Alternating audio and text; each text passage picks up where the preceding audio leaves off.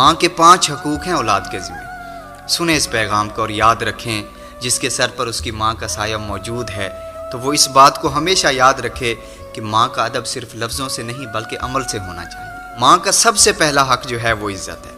یاد رکھیں، ماں کے سامنے اونچی آواز میں بات کرنا، ماں کے سامنے غصے سے بات کرنا، ماں کے سامنے بدتمیزی کے ساتھ بات کرنا، اس کا مطلب یہ ہے کہ آپ نے اپنی دنیا اور آخرت دونوں خراب کر لی۔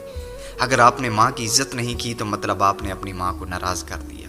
جب ماں ناراض ہوتی ہے تو پھر اللہ اور اس کے رسول بھی ناراض ہوتے ہیں۔ پھر اللہ اور اس کے رسول کی جو ناراضگی ہوتی ہے وہ انسان کو جہنم میں لے جاتی ہے۔ لیکن جو اپنی ماں کی عزت کرتا ہے، اللہ تعالیٰ اسے دونوں جہانوں میں عزتوں سے نواز دیتا ہے۔ ماں کا دوسرا جو حق ہے وہ بھی یاد رکھیں۔ ماں کا جو دوسرا حق ہے نا وہ وقت ہے۔ یاد رکھیں اس بات کو کہ ماں کو تمہارے پیسے سے زیادہ تمہارے وقت کی ضرورت ہے۔ وہ چاہتی ہے کہ میرا بیٹا میرے پاس بیٹھے، مجھے پوچھے کہ اماں تمہارا کیا حال ہے، اماں تمہاری طبیعت کیسی ہے، اماں آپ کو کسی چیز کی ضرورت تو نہیں۔ جب بیٹا اپنی ماں کے پاس بیٹھ کر ہی تو پھر اماں کا دل بڑا ہو جاتا ہے، اماں پھر راضی ہو جاتی ہے۔ جب ماں راضی ہو کے ہاتھ اٹھا لیتی ہے تو سمجھ لیں دنیا بھی کامیاب ہے، آخرت بھی کامیاب ہے۔ اللہ اکبر۔ ماں کا جو تیسرا حق ہے وہ خدمت ہے۔